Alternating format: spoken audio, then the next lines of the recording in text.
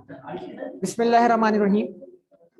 तो last class में हम लोगों ने एमसीक्यूज कवर किए थे, मेरे ख्याल से 30 तक हम लोग कर चुके थे। ये फ्लाइंग आर्ट्स वाला जो एमसीक्यू था, इसमें हमने प्रोडक्शन आर मेथड से कैलकुलेशन करनी थी। दोबारा इसको यहीं से पढ़ते हुए कंटिन्यू कर लेते हैं। An aeroplane engine was acquired for ₹75 million. क्या कहलाई 75 मिलियन कॉस्ट। उसकी यूजफुल लाइफ डिफाइन हुई है 48,000 आवर्स में। अगर इसकी कोई रेजिडुअल वैल्यू नहीं है तो आप इसकी कॉस्ट को ही डिवाइड कर दें किसमें, आवर्स में। उसके बाद the plan was flown 1800 hours during the year, यानी मतलब एक साल में 1800 घंटे चला।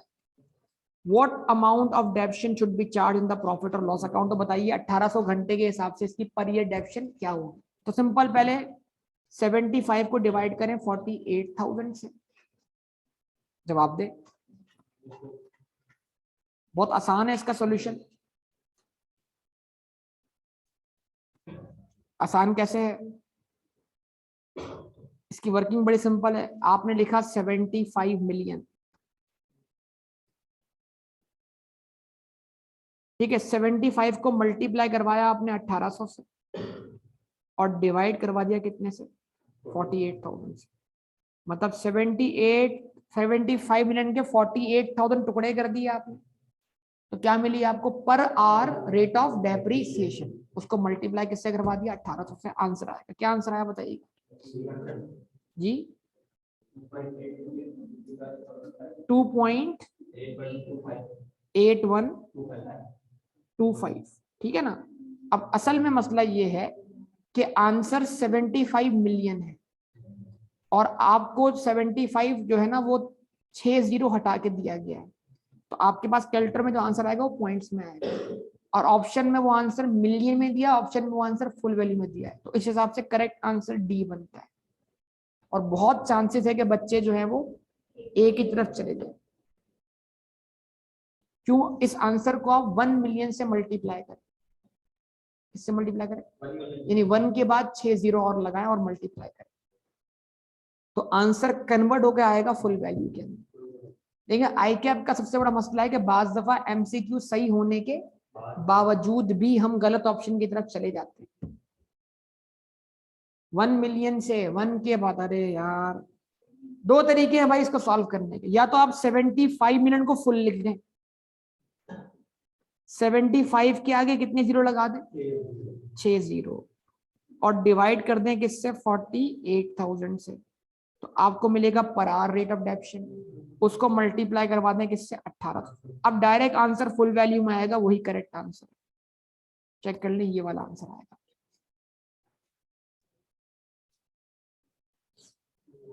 जवाब दे, डी ऑप्शन आएगा आपके पास आंसर। समझे हैं बात या नहीं? चलिए आगे बढ़ते। Next one, a motor vehicle cost ₹400,000। एक मोटर व्हीकल है जिसकी कॉस्ट क्या है, it has an expected residual value of 5 years, और उसकी रेजिडुअल वैल्यू 5 साल के एंड पे कितनी है, 40,000। If the sum of year digit method of deduction is used, what will be the carrying amount of the asset at the end of year?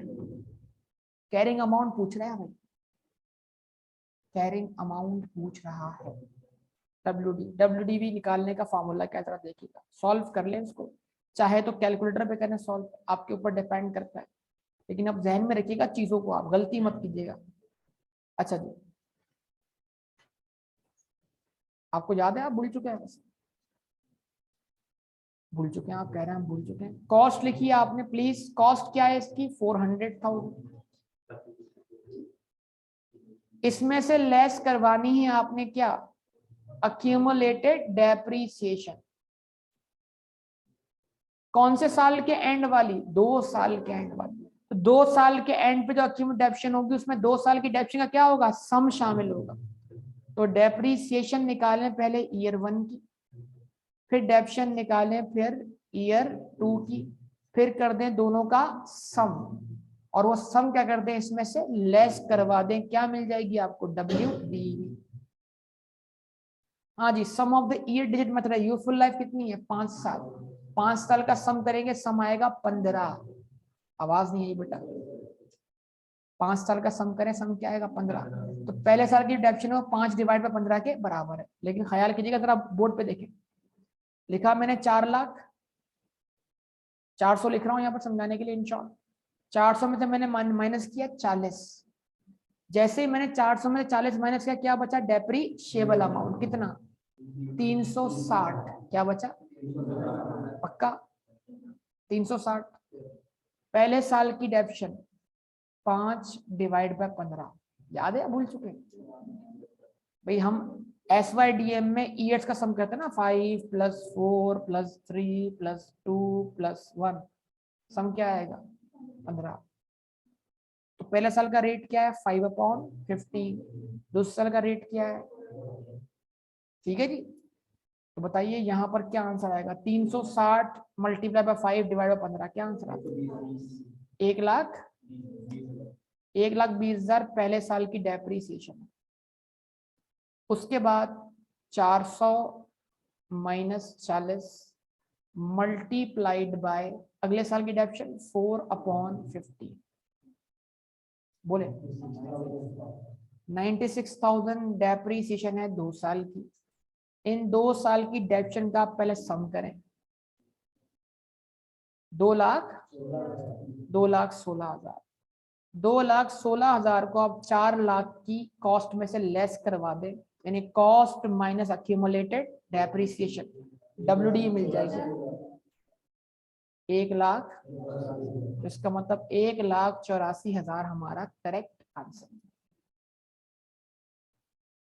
नहीं देख ले, पोर्टल पे ये लगे हुए MCQs, बराए मेहरबानी एक्सरसाइज कर लीजिएगा वहां पे बैठ के, क्योंकि स्क्रीन पे करने का अलग वे होता है। किताब में तो हम कर लेते हैं, जब आप लैपटॉप पे कर रहे हैं तो ज्यादा फायदा है, इसलिए कि आपको स्क्रीन रीडिंग करनी है, और वही असल में आपकी एग्जाम की प्रैक्टिस। तो यही MCQs वहां भी हैं, और उनको मैं इस बार इंशाल्लाह इस मंथ अपडेट भी करूंगा। उधर ITB के MCQs भी आ जाएंगे। इसमें अफसोस की क्या बात है, पेपर तो आपका तो पास हो जाएगा, क्या टेंशन। कम, बल्कि कम प्रैक्टिस करके पास हो गया ना, अगर पास हो जाएगा फायदे वाली बात है ना जी। फायदे में वो है जो कम प्रैक्टिस करके पास हो जाए। अच्छा, अब ये तो मैंने बहुत तमीज वाला सॉल्यूशन किया है आपको समझाने के लिए। अब बदतमीजी वाला सॉल्यूशन, कौन सा सॉल्यूशन? बदतमीजी वाला सॉल्यूशन। अगर वो मैं कर दूं तो फिर क्या होगा आपका?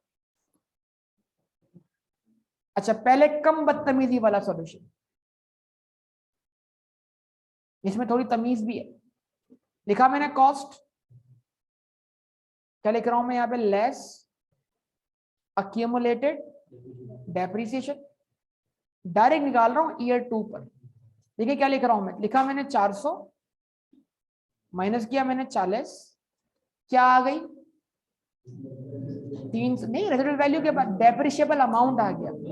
अब गौर कीजिएगा, मल्टीप्लाई बाय 9 कर रहा हूं, डिवाइड बाय 15 कर रहा हूं, डायरेक्ट मुझे 2,16,000 मिलेगा। चेक कर ले, मतलब 5 हिस्से पहले साल की डेप्शन, 4 हिस्से, तो 15 में से 9 हिस्से टोटल 2 साल की डेप्शन। सॉल्यूशन शॉर्ट हो गया, आंसर आ गया 1,84,000। चलें जी, थोड़ी और बदतमीजी करते हैं। डायरेक्ट WD, डायरेक्ट WD 400 लिखा, जवाब नहीं मिला आपकी तरफ से, माइनस 40 किया, मल्टीप्लाई बाय 6 किया, डिवाइड बाय 15 किया, 40 फिर से प्लस करवा दिया, आंसर आ गया 1,84,000। चेक कर लिया, कैलकुलेटर चलाएं। ये समझ नहीं आया सर क्या हुआ है, चेक करें आंसर आ रहा है कि नहीं आ रहा है। आ रहा है, खुश हो जाए, बस आ गया आंसर। अब कोई है जो समझा दे इस वर्किंग, बताएं। जी जी, जबरदस्त, इनको ऐड किया, मतलब जो रिमेनिंग WDV होगी वो 321 डेप्रिशिएबल अमाउंट के रिमेनिंग पोर्शन के बराबर होगी। प्लस रेजिडुअल वैल्यू के बराबर होगी। तो मैंने क्या किया, पहले 400 में से 40 माइनस किया, क्या आ गया, डेप्रीशिएबल अमाउंट। डेप्रीशिएबल अमाउंट के कितने हिस्से करने थे, 15 में से 9 हिस्से डेप्रीशिएट हो चुके, तो 6 हिस्से डेप्रीशिएट होना बाकी है। तो जो 6 हिस्से डेप्रीशिएट होना बाकी है वो हमारे डब्ल्यूटीवी का क्या है, पार्ट है। तो मैंने 6 हिस्से निकाल ली। लेकिन डब्ल्यूटीवी के अंदर रेजिडुअल वैल्यू भी होती है, वो भी क्या करवा दी मैंने, इसमें ऐड करवा दी। आंसर आ गया, डायरेक्ट आंसर आ गया। देख ले, पेपर में तो ये कैलकुलेटर पे प्लस माइनस करके इक्वल टू प्रेस करते आना चाहिए। मेंटली तौर पर हम अकाउंटिंग का पेपर देते हुए इतने स्ट्रांग होने चाहिए। मैं बार बार बोलता हूँ, जहां आपको प्रैक्टिस की जरूरत है वहां आप प्रैक्टिस नहीं कर रहे, मैं आपको बोल रहा हूँ। ये वो एरिया है जहां पर आपको प्रैक्टिस की बहुत जरूरत है, आप उनको प्रैक्टिस नहीं कर रहे। अब देखें, क्यूएमटी के अंदर भी ये हो रहा है कि जो क्वेश्चन मैंने करवा दिए, क्लास में प्रैक्टिस हो गया, लेकिन आप उन क्वेश्चंस को खुद से दोबारा प्रैक्टिस करके देखें कि क्या क्लास का किया हुआ क्वेश्चन भी आपसे खुद हो पा रहा है या नहीं हो पा रहा। अगर वो भी नहीं हो पा रहा तो फिर इसका मतलब बेसिक कॉन्सेप्ट ही लैक करता है। बताएं जी, आगे हो गया। 3 तरीके हो गए, 1 2 3, आंसर तीनों से मिल सकता है। ठीक है, सही है। अगला सवाल,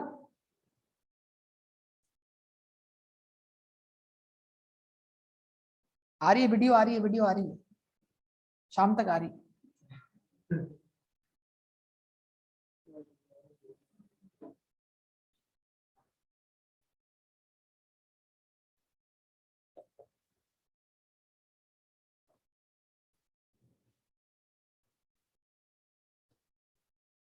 Medium Limited purchases the car for rupees 2.2 million. It has estimated salvage value, वही residual value कितनी, 2 लाख रुपए, and useful life of 5 years. Useful life 5 साल. What is the depreciation charge for the first year under the, आसान सवाल है। क्या करेंगे हम, बोलेंगे सर डेप्रीसिएशन निकाले कौन से साल की, ईयर 1 की। लाइफ कितनी है, लाइफ कितनी है, तो और मेथड कौन सा है, तो 5 साल की लाइफ का सम करें, 5 साल, 4 साल, 3 साल, 2 साल और 1 साल। और उसके लिए एक फॉर्मूला भी बताया था, सम निकालने का फॉर्मूला, वो भी रिकॉल कर लें। सब कुछ बता चुका हूं, आप अपने हालात देख लें। n into n+1 divided by 2। और क्यूएमटी वाले बच्चे को तो इस फॉर्मूले की जरूरत भी नहीं है, बगैर इस फॉर्मूले के कर सकता है। यूथफुल लाइफ 5 साल, 5+1 6 साल, 5 इंटू 6 क्या हो जाएगा, 30, और 30 जब डिवाइड होगा 2 से तो सम देगा कितना, 15। तो अगर बहुत लंबी लाइफ हो तो सम निकालने के लिए फार्मूला भी लिखवाया था आपको, अपने रजिस्टर आप चेक कर सकते हैं। लेकिन आज आपको शायद ये फार्मूला कहीं भी याद नहीं आ रहा, इतना पीछे चला गया दिमाग में। ठीक है जी, डेप्रीसिएशन कौन से साल की मांग रहा है एग्जामिनर, पहले साल। तो पहले साल लाइफ टोटल कितनी थी, 5 साल, तो 5 डिवाइडेड बाय 15 लगाना। लेकिन किस पे लगाना है, 2,200,000 एसेट की कॉस्ट है, 200 उसकी रेजिडुअल वैल्यू है, 2 मिलियन उसका डेप्रिशिएबल अमाउंट है, मल्टीप्लाई बाय 5 डिवाइडेड बाय 15। निकाल लीजिए आंसर, बताइए। 666,667, ये आपको आंसर मिल जाएगा। ठीक है जी, आंसर आ गया। ठीक, उसके बाद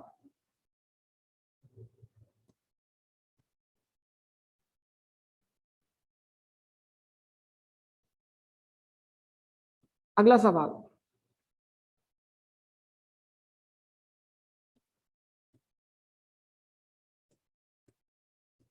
क्या लिखा हुआ है, normal limited purchase premises for 16 million with no salvage value, useful life कितनी, 45 years.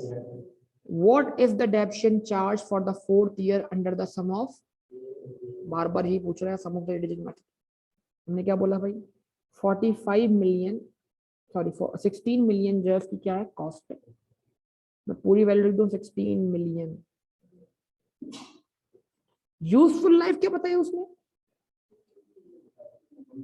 45 ईयर्स बताइए ना उसने। अब 45 ईयर्स का सम चाहिए, शुरू कर दें भाई। 45 + 44 मसला हुआ ना, अब लगाना पड़ गया ना फॉर्मूला। तो सबसे पहले तो आप सम निकालें, इसका सम क्या बनता है। तो सम बराबर है n into n + 1 divided by 2। Sum निकालने सबसे पहले, क्योंकि sum of the digit method apply कर रहे हैं। 45 इंटू 45 + 1 46 डिवाइडेड बाय 2 1035। तो डिनोमिनेटर में तो 1035 आ गया। न्यूमरेटर में क्या लगाएं, चौथे साल की डेप्शन मांग रहा है आपसे। चौथे साल, पहले साल की डेप्शन होगी 45/1035, दूसरे साल की होगी 44/1035, तीसरे साल की होगी 43/1035। तो चौथे साल की क्या होगी 42।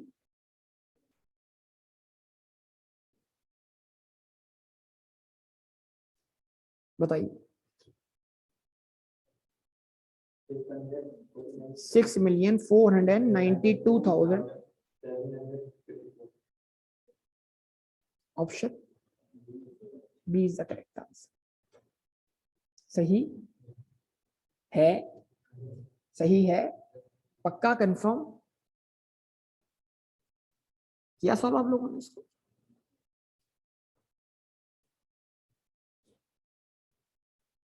और ये आते हैं एमसीक्यूज पेपर में, ये वाले sum of the year digit method आते हैं पेपर में।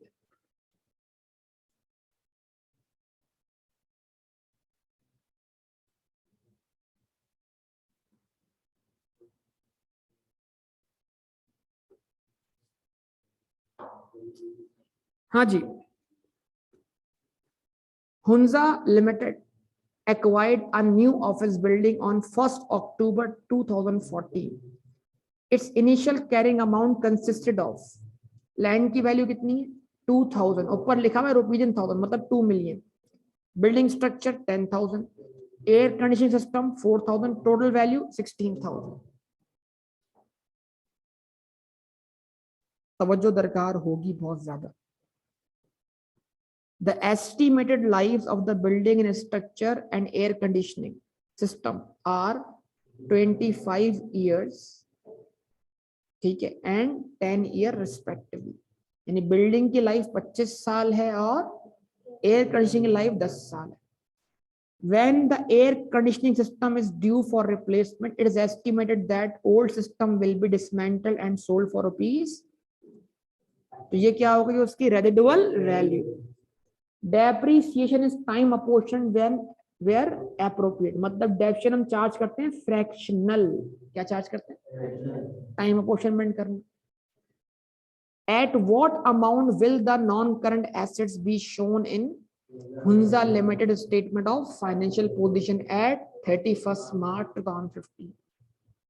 ठीक है जी, ए ऑप्शन 15,625,000। ये तो अब आपको आंसर निकाला ना। What amount of non current assets, मतलब नॉन करंट एसेट्स की कितनी वैल्यू शो की जाएगी। देखिएगा एक दफा फिर देखते हैं इसको।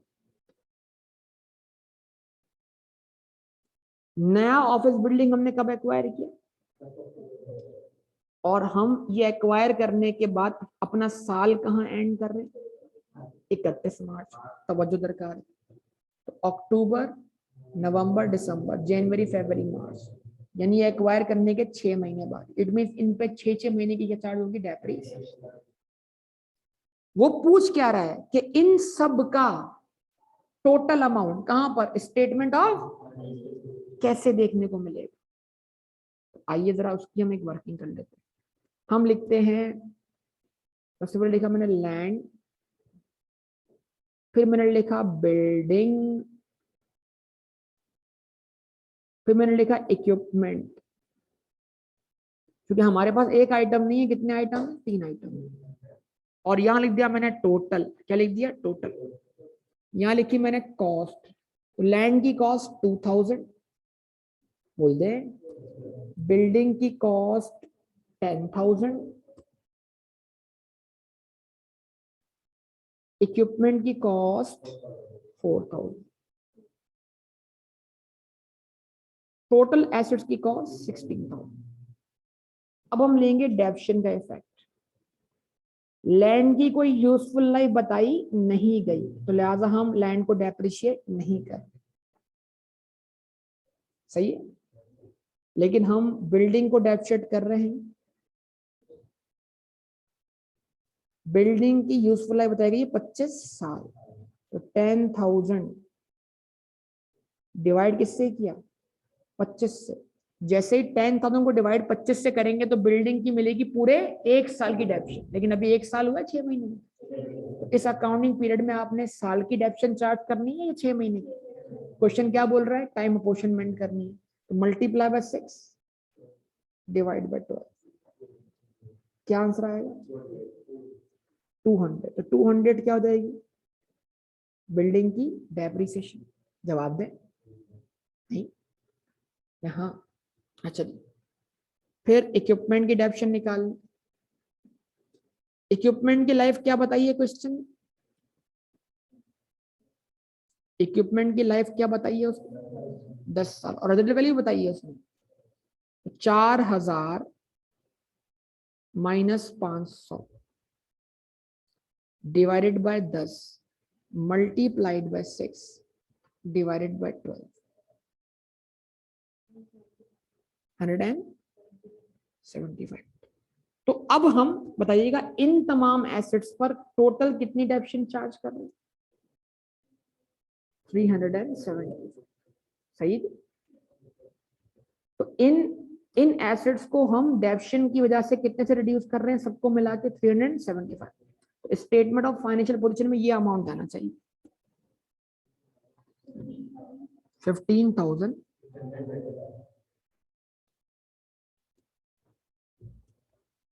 ऑप्शन है आपके पास, आवाज नहीं आई बेटा, कौन सा option, 15,625।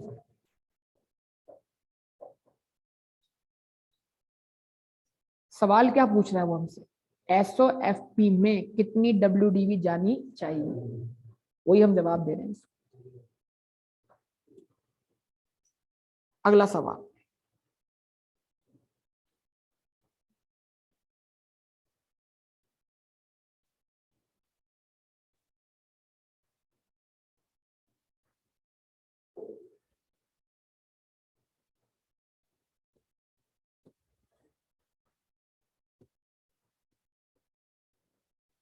an entity purchases land with an office building, एक जमीन खरीदी है आपने, उसके साथ क्या बनी हुई है, office building. The building has useful life of 20 years, how should land be depreciated. ठीक है जी, कि आपने एक लैंड पर एक बिल्डिंग परचेज की है जमीन के साथ, तो उसमें जाहिर सी बात है लैंड की कॉस्ट भी शामिल है और बिल्डिंग की कॉस्ट भी शामिल है। तो जमीन है उसकी यूजफुल लाइफ नहीं है, स्ट्रक्चर की यूजफुल लाइफ। तो डेप्रिशिएट बिल्डिंग होती है, जमीन नहीं होती, बताया था मैंने आपको। Freehold land is not subject to depreciation. तो कहता है how should the land be depreciated, क्या जमीन को भी बिल्डिंग की तरह 20 साल पे डेप्रिशिएट कर दो, क्या जमीन को डेप्रिशिएट करें जमीन की यूजफुल लाइफ पर, अगर है तो कर दे, लेकिन कोई यूजफुल लाइफ डिफाइन ही नहीं, क्योंकि फ्री होल्ड लैंड की कोई यूजफुल लाइफ नहीं होती, लीज होल्ड लैंड की होती। डू नॉट डेप्रिशिएट लैंड, जमीन को डेप्रिशिएट ना करें। तो करेक्ट आंसर इज व्हाट, जमीन को डेप्रिशिएट ना करें।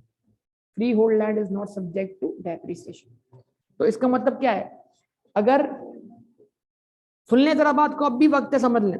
अगर पेपर में एग्जामिनर लैंड और बिल्डिंग की कॉस्ट मिला के कितनी बताता, बोले बोले, अरे भाई अगर एग्जाम में कुछ 12,000, तो हम क्या करते, 12,000 को डिवाइड बाय 25 करते हैं, 12 में से 2,000 लैंड की कॉस्ट को अलग करके 10,000 को डिवाइड बाय 25 करते। इसका मतलब हम इसमें मौजूद लैंड वाले हिस्से को डेप्रिशिएट ना करें। कुछ समझ आई बात या नहीं, ये बोलना चाह रहा है वो आप। देन उसके बाद ये भी मैंने आपको क्लास में बताया था, पता नहीं आपको याद है कि नहीं याद। If an asset is idle, अगर एक एसेट बेकार पड़ा हुआ है, एक एसेट आइडल पड़ा हुआ है, मतलब इस्तेमाल में नहीं आ रहा। क्यों? क्योंकि लेबर स्ट्राइक पर है। क्यों? क्योंकि कोरोना की वजह से क्या लगा हुआ है, लॉकडाउन लगा हुआ है। तो क्या फिर वो पड़े पड़े डेप्रिशिएट होगा या नहीं होगा?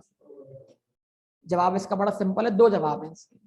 अगर मेथड आरबीएम है, स्ट्रेट लाइन है, SYDM तो डेप्रिशिएट होगा। और अगर मेथड आर्ली बेस्ड मेथड है, यूनिट बेस्ड, तो डेप्रिशिएट नहीं होगा। नॉर्मली हम कौन से मेथड इस्तेमाल करते? Time based method. तो अभी यहां पर बताया नहीं क्या, तो हमें बात नॉर्मल करनी चाहिए। तो हम जवाब क्या करेंगे? हम बोलेंगे डेप्रिसिएशन कंटिन्यूस। डेप्शन क्या होगी? चार्ज होगी। लेकिन यही सवाल पेपर में घुमा कर आएगा। ये सवाल लाजमी आता है पेपर में, लाजमी, इसको मार्क कर लें, लाजमी आता है। लेकिन ये नहीं आएगा, सवाल यही आएगा लेकिन ये नहीं आएगा। दो ऑप्शन वाला सवाल आएगा, दो ऑप्शन। इनमें से कौन से दो मेथड इसमें डेप्शन आइडल होने पे चार्ज नहीं होगी? तो आपने क्या सिलेक्ट करना है? यूपीएम और पीएचएम। इनमें से कौन से दो मेथड है जिसमें एसिड के आइडल होने के बावजूद डेप्शन चार्ज होती रहेगी? तो क्या चूज करेंगे? Straight line RBM, straight line SYDM, RBM, या इस तरह कोई से भी दो ऑप्शन हो सकते हैं। टू ऑप्शन वाले सवाल भरमार है पेपर के अंदर, भरमार। इधर इधर अकाउंटिंग, आईटीबी के तो मसला ही नहीं है ना। आईटीबी तो सेरेडेक्स पढ़ी हो बस, के बाद पेपर पास है। ठीक है, जिससे नहीं पढ़ी हो पढ़ा रहेगा फिर जी।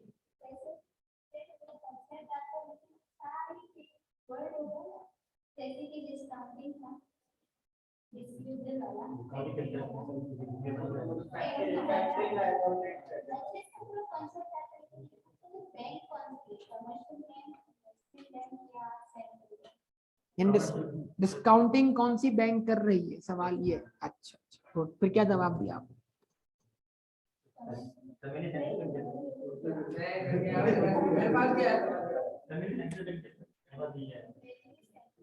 सेंट्रल बैंक थोड़ी सेंट्रल बैंक रीडिस्काउंटिंग करती, सेंट्रल बैंक रीडिस्काउंटिंग करती। इसका सही जवाब कमर्शियल बैंक भी हो सकता है और इन्वेस्टमेंट बैंक भी ये काम करता है। वैसे कमर्शियल बैंक, मैंने कहा कमर्शियल बैंक भी ये काम करता है, मैंने जवाब दिया कमर्शियल बैंक भी ये काम करता है, सेंट्रल बैंक तो नहीं करता।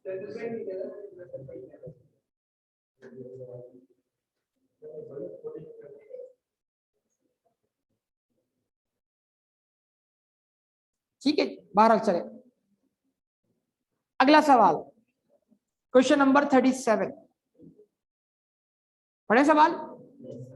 Tom limited runs sports equipment manufacturing business with year and 31 December 2019. On 1st April 2019, Tom Limited acquired a delivery truck at a cost of rupees 4.8 million. The expected life of the truck is 8 years and the residual value is expected to be nil. What depreciation charge for 2019 on straight line? अब देखें, इसमें कहीं भी आपको ये नहीं बोला कि फ्रैक्शनल पॉलिसी है, कहीं भी नहीं बोला फुल ईयर पॉलिसी। लेकिन देख जरा होश करेंगे, डेट ऑफ परचेज दिया हुआ है। आपने अगर 1 अप्रैल 2019 को खरीदा है और ईयर एंड क्या है 31 दिसंबर, तो कितने मंथ्स होंगे? 9 मंथ्स। तो अगर प्रॉपर डेट्स हैं, एग्जामिनर खामोश है, इसका मतलब ये कि आप कौन सी पॉलिसी अप्लाई करेंगे? Proportional, fractional, pro rata policy. सारी बातें हुई है ना, ऐसा कुछ हुआ है कि नहीं हुआ? तो क्या आंसर आएगा इसका?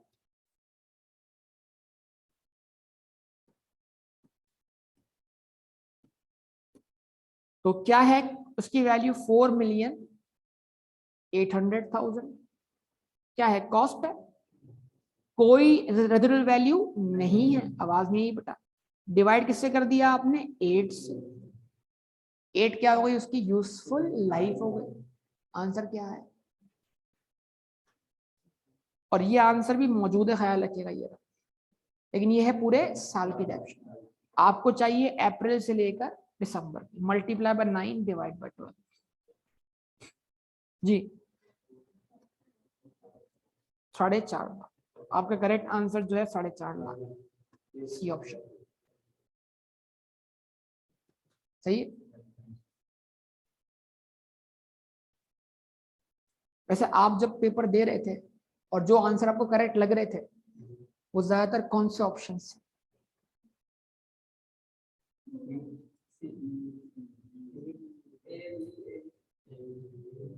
ऐसे ही मैंने सवाल किया आपसे, तो आपको लग रहा है ना सही से।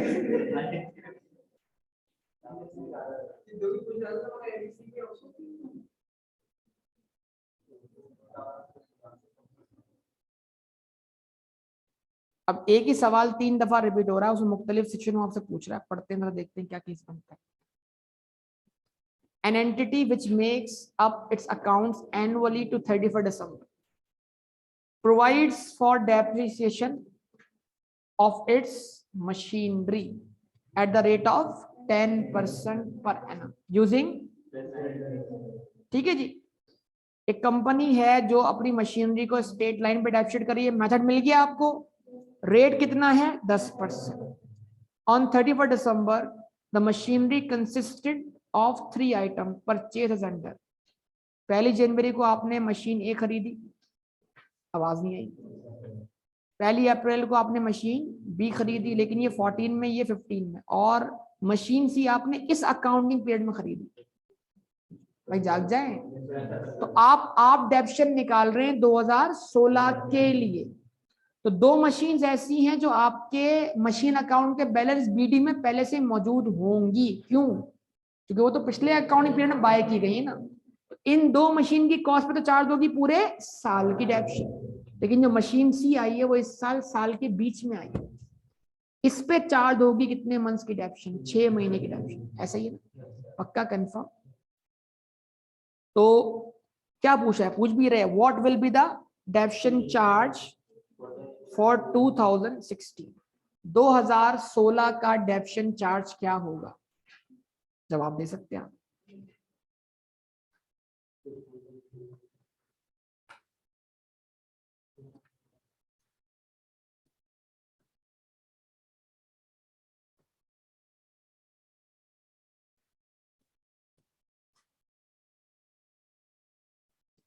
हाँ जी, बड़ा सिंपल है।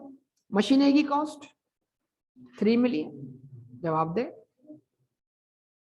क्या मशीन ए, देखिए एक सवाल करें आप, क्या मशीन ए 2016 के स्टार्ट से मौजूद है आपके पास? जवाब देना। क्या मशीन ए 2016 के स्टार्ट से मौजूद है आपके पास? क्या करेंगे आप? इस 3 मिलियन पर निकालेंगे 10%। क्या आंसर आएगा? 300। मशीन बी पर आप निकालेंगे, कितनी वैल्यू है उसकी? 2 मिलियन। क्या मशीन बी भी आपके पास 2016 से मौजूद है? जवाब दे। क्या करेंगे आप? निकाल लिया आपने इसका 10%, क्या आंसर आया? 200। जवाब चाहिए होगा। मशीन सी क्या इस साल के स्टार्ट से मौजूद है? नो। उसकी वैल्यू है 4 मिलियन। उसका निकाला आपने 10%, लेकिन मल्टीप्लाई बाय 6 डिवाइड बाय 12 कर दिया, तो ये आंसर भी क्या बन जाएगा? 200।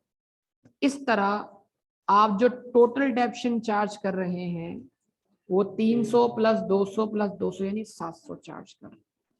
ऑप्शन सी इसका क्या होगा करेक्ट आंसर? सही है। ये आपको करने हैं बेटा, मैं टॉपिक पढ़ा चुका हूं, मैंने आपको दिए थे करने के लिए सवाल आती है कि आप घर पे प्रैक्टिस करके देखिए आपसे क्वेश्चन सॉल्व हो रहे हैं कि नहीं हो रहे। कब हुए थे? कहाँ हुए थे? इधर देखा सवाल, इधर ऑप्शन देखा, हाँ हो गया सवाल।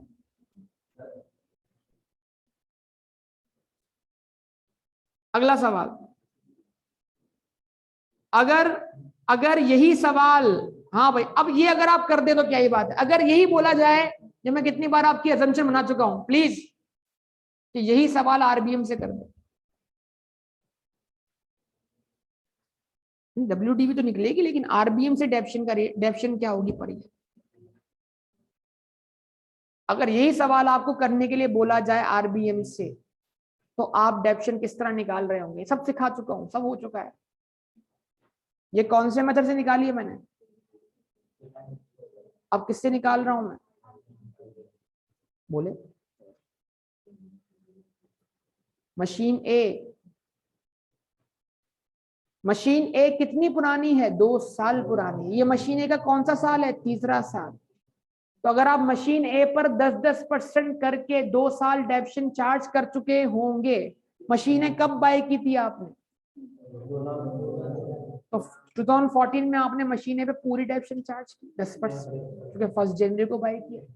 15 में भी पूरी की। तो जब आपने 2014 में मशीनें को डेप्शन का 10%, डब्ल्यूडी कितनी बची? 90%। फिर उस 90 का 10% निकाल दिया, तो 90 का भी क्या बचा? 90%। इसका मतलब ये हुआ 3000 को आपने मल्टीप्लाई करवाया 0.9 की पावर 2 से, जिससे क्या मिल गई आपको? वो डब्ल्यूडी जिस पे इस साल क्या होगी? डेप्शन चार्ज होगी। इसको मल्टीप्लाई किया आपने 0.1 से। तो मशीन ए की आरबीएम के तहत इस साल की मिलेगी डेप्रिसिएशन जी 243। पक्का? अच्छा जी। मशीन बी, ख्याल रखिएगा मशीन बी का मसला है। मशीन बी सिर्फ पिछले साल आई है, मशीन बी का ये दूसरा साल है। लेकिन क्या मशीन बी पिछले साल फुल डेप्शन हुई है? या अप्रैल से लेकर मई तक सिर्फ 9 मंथ्स डेप्शन हुई? आवाज नहीं है आपकी तरफ से, जवाब नहीं मिला आपकी तरफ से। तो अब क्या करना है? क्या लिखूं मैं? यहां पर लिखा मैंने 2000, किससे मल्टीप्लाई करूं उसको? 0.925 925 क्यों? 925 क्यों? सोचें, लास्ट ईयर आपने डेप्शन चार्ज की होगी कॉस्ट पर, और आपने निकाला होगा 2000 का 10%, लेकिन उस 10% को मल्टीप्लाई बाय 9 डिवाइड बाय 12 भी किया हुआ है। तो 10% को जब मल्टीप्लाई बाय 9 डिवाइड बाय 12 करेंगे तो वो 10% बनेगा या 7.5% बनेगा? तो लास्ट ईयर आपने मशीन बी पर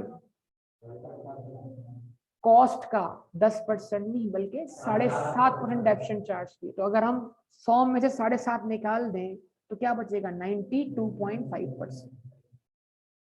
और इस साल उस पर रेट लगा दें, आप क्या आंसर आता है बताइए? कोई आगे आंसर फर्दर तो नहीं आ रहा ना? कोई बोले, जवाब दें।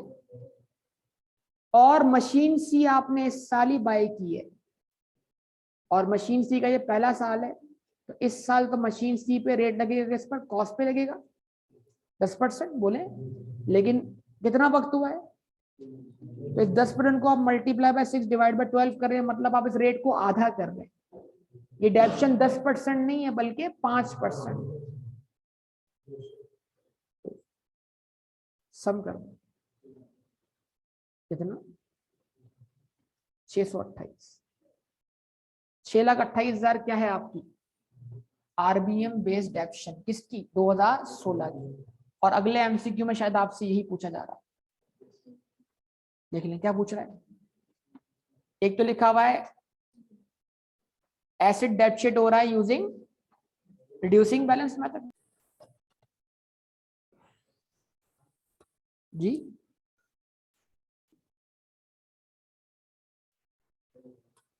जी बेटा, क्या आंसर आया हमारे पास? आरबी में आंसर आ गया 6,28,000। ठीक है जी। इस तरह इस क्वेश्चन की मजीद आगे अगर आप कंटिन्यू करेंगे तो और रिक्वायरमेंट्स कंटिन्यू देंगे। कहां तक चल रहे हैं क्वेश्चन का? फायदा कर लें, आप कंप्लीट ही कर लें इसको, बराए मेहरबानी आज ही करेंगे। बोलता हूं मैं, ऐसा मैं कुछ करता नहीं हूं वैसे। ठीक है जी, कंप्लीट कर दीजिएगा इसको आप लास्ट।